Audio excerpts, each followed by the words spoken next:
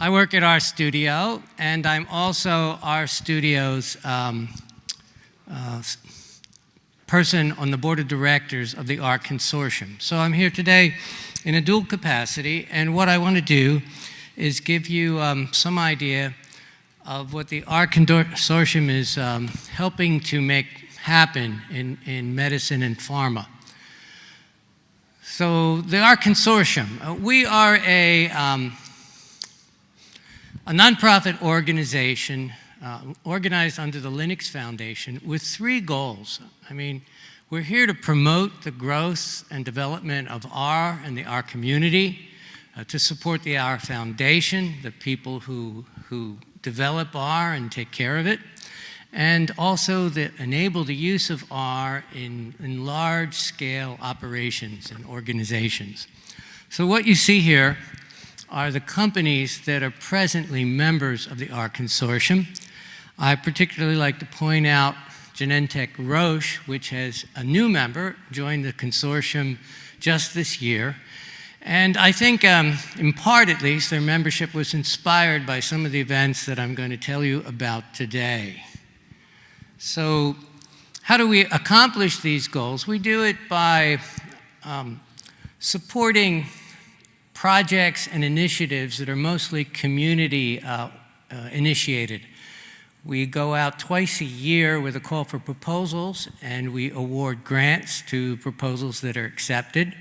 So far, in the 3 years or so that the consortium has been in existence, we have awarded over $740,000 in grants directly to community members who've submitted proposals. We sponsor conferences and working groups and other community initiatives like the Our Ladies. And we also help to organize what we call working groups, which are generally community-initiated projects that need organization and sometimes consensus building. So working groups are the way to try to organize the resources of the ARC community under the sponsorship of the consortium to get something done that maybe you can't do on your own or in your own company or with a small group. So what I'm going to be talking about today are all our consortium working groups in process. So what's going on?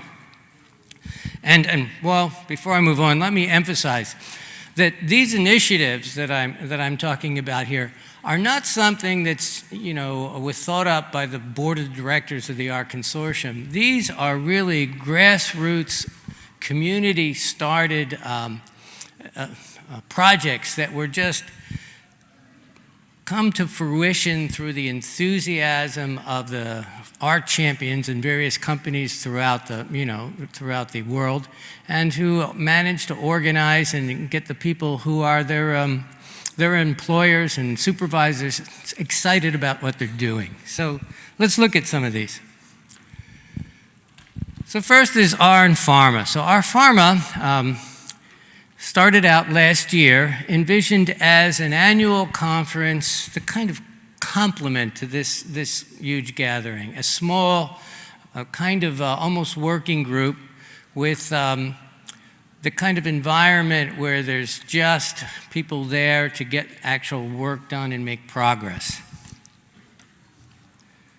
The conference itself is summarized here. You can see, reading left to right, what you should notice is that the organizing committee was made up of people from lots of different pharmaceutical companies and device companies. You can see in the middle graph there that there were even more companies who were attending the conference. We had keynote speakers from the FDA, so the FDA involvement, and the word cloud over there gives you an idea of some of the things that interested them. In particular, Shiny was on the minds of almost everybody. More than half of the talks had Shiny mentioned them in some way or another.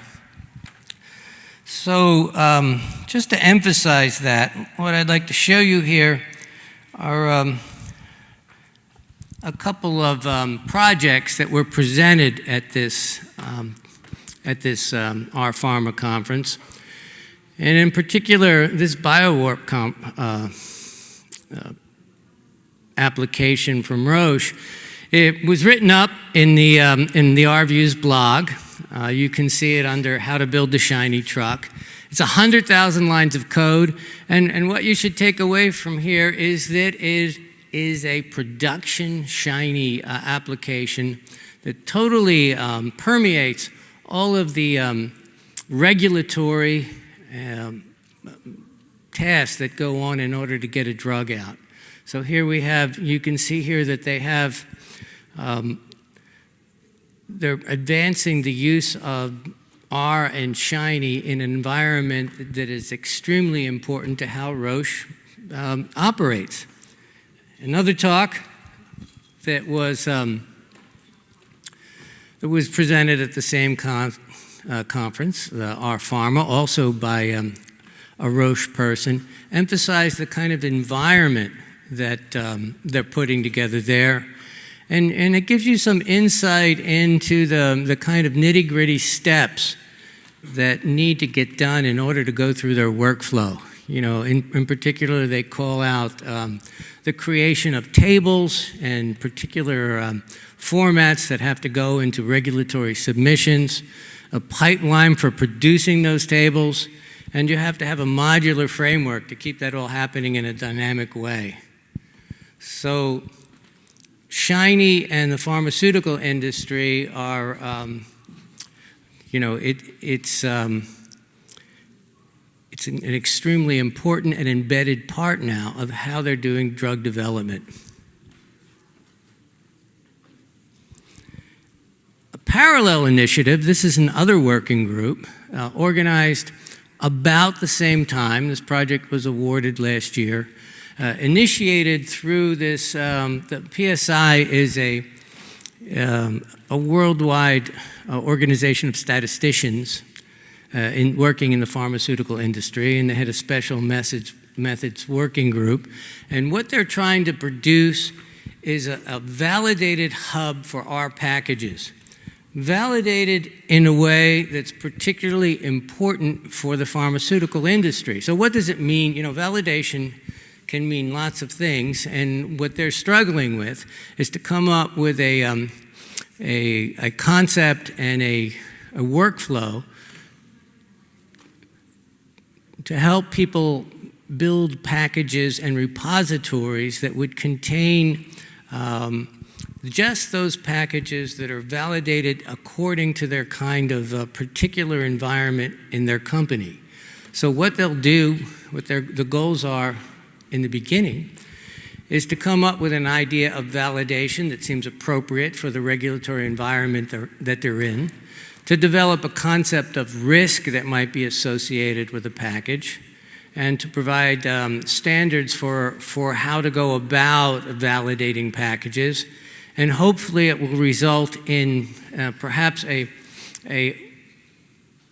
repository that's out in the open that will contain packages that have been validated this way. But I think more importantly, companies will use it behind their firewalls to create repositories that have packages that are meaningfully validated according to their particular company standards. So this is a big deal. You can see that it's, these are just a sample of some of the companies that are involved, and it takes, you know, it goes across the spectrum of the pharmaceutical industry. Oh, I'm very hopeful that this kind of thing will set a precedent for other kinds of validation in different industries. I think perhaps people working in financial organizations will find this of use. They'll have to change the details, but with any luck, we'll be able to produce something that would be easy to propagate throughout different industries, and hopefully the ARC Consortium could be of help in making that happen.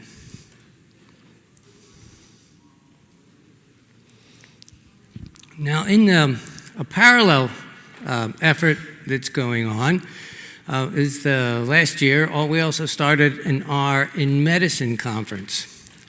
And originally I thought, why one conference? Why not one conference to deal both with pharma and medicine? But the two groups were very, very adamant that they all needed their own space. And as it turns out, it would not have worked to just have one conference, because these working groups are really working at a level of detail that's specific to the particular kinds of problems that they're solving.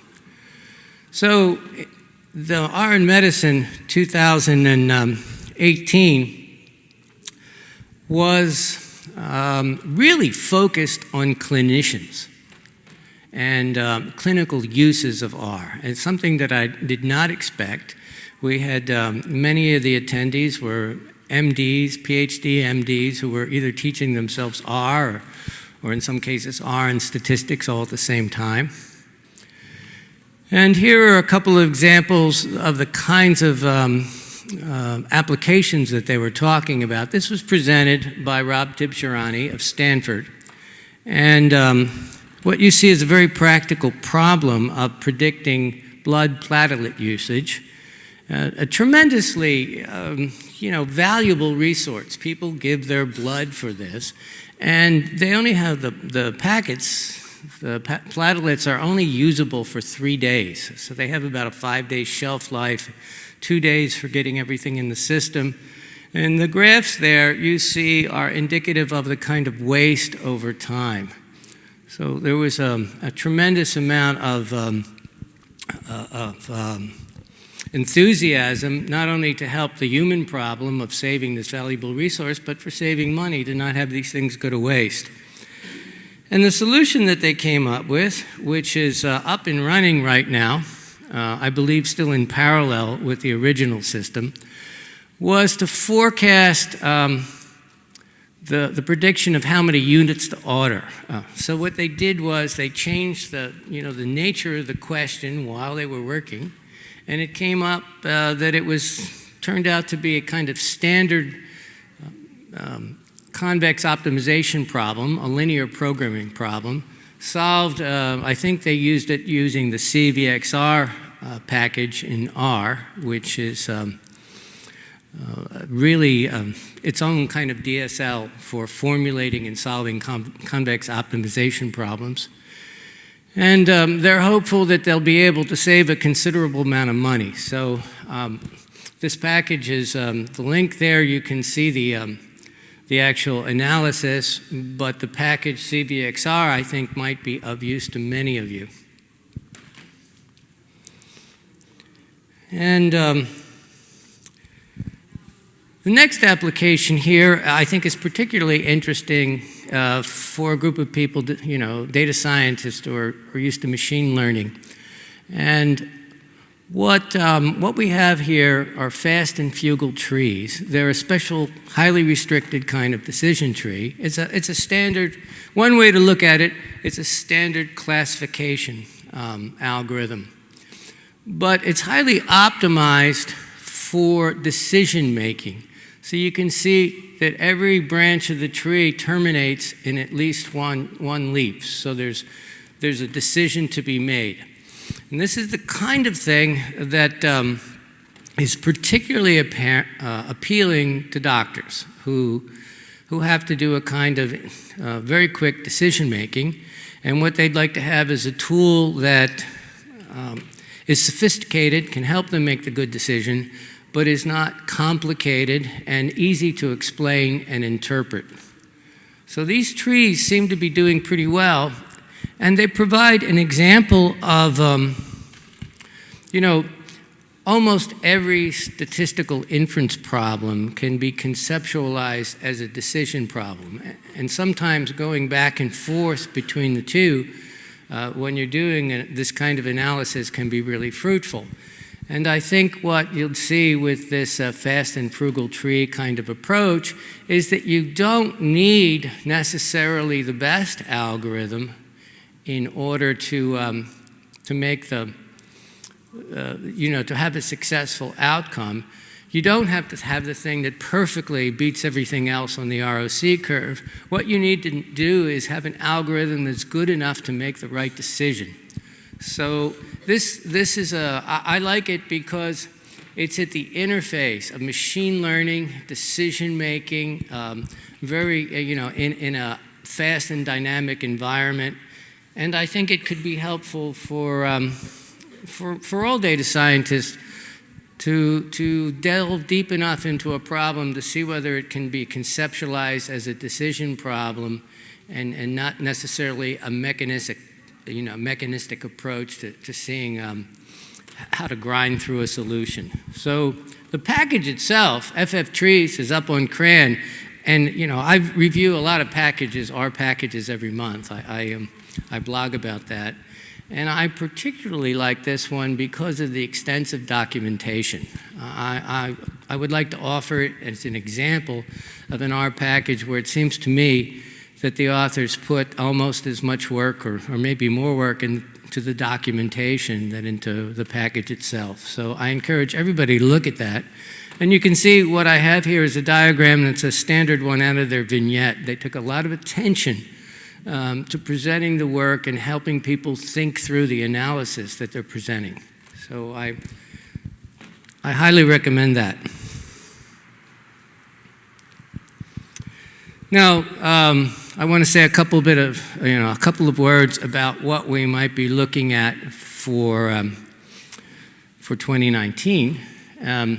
This comes from Joseph Chu, an MD at the neonatal intensive care facility at the Massachusetts General Hospital for Children. And he describes this, this actually is an email he sent to me, where he calls it his glorified chart review program, his process for chart review. So are there physicians out here?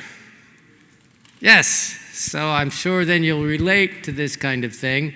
Not only his sense of humor, but it's pretty amazing the amount of sophistication that he has put into taking data from the Epic, the system that is a given that they have to work with, and getting it into a place where he can manipulate it with tidy techniques and put it out there in terms of flex dashboards and reproducible reports. So I think this is the kind of thing that's setting a standard for doing like reproducible medicine at a micro level, at the doctor, individual clinician level. Well, I hope that we can learn a lot more from Joseph's participation in the organizing committee for 2019.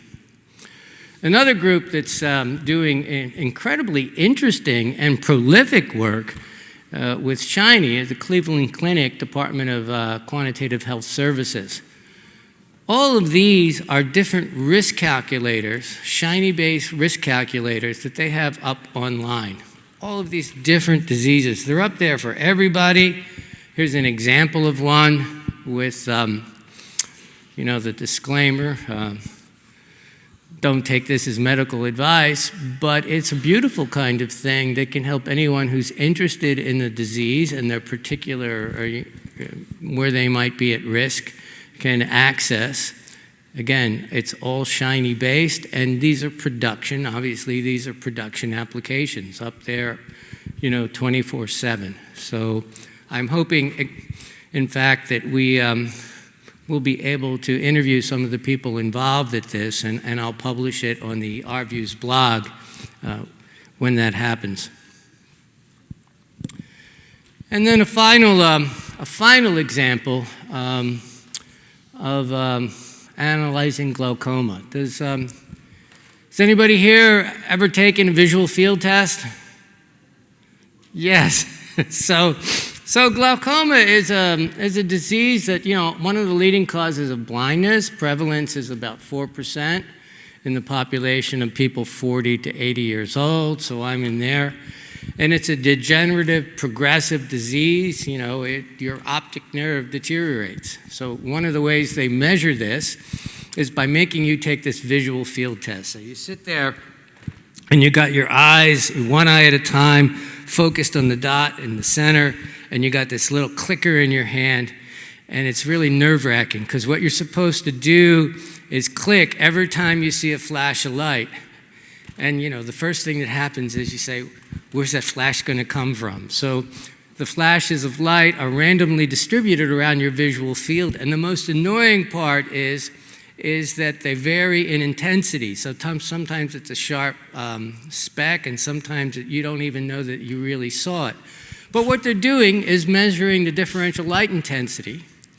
So your sensitivity to the changes in light at various parts of the visual field. And there's something called a Humphrey analyzer, and what this does is map like 54 sections of the visual field, 52 if you take out where your blind spots are, and it produces a number. So you get an individual number for a test, and what you see here are time series in these little boxes because they represent longitudinal data for a patient. And what these statisticians are doing, Burchuk at Duke and Warren at Yale, is they're building models to predict the progression of the disease by analyzing the changes in these visual field records using spatial statistics in a very sophisticated way because they need to measure the nearness not only in terms of where these boxes are adjacent to each other, but how they actually go into the optic nerve, which is not not the same. It's a different kind of mapping. So they do that, and they're using these packages Womble-R and this new SPCP package. And they've developed models for the progression of the disease, again, at an individual level. So this is the kind of thing that if you have this disease, you might go to your physician and say, would this be useful in tracking the progression of glaucoma for me over the course of my lifetime? So you can find a series of 3 blog posts written on our views describing this in some considerable detail. And of course, the packages and the statistics speak for themselves. You can find them on CRAN. Well, that's basically what I want to say. And I want to leave you with an observation and a call to action. The observation is that all of these efforts are accomplished by both people and organizations getting involved in something bigger than themselves. So when you think about the R Consortium, you could think about it as kind of the gateway for companies to become involved in the R community. So just as you may write packages and contribute to the community in various ways, this is the possibility for companies to organize contributions in a way that are much bigger than an individual can mount on his or her own efforts. So help us keep up the momentum. Get involved if you can. Your company doesn't have to be a member of the R Consortium in order to join a working group, and that's down where the action happens. So that's it. Thank you.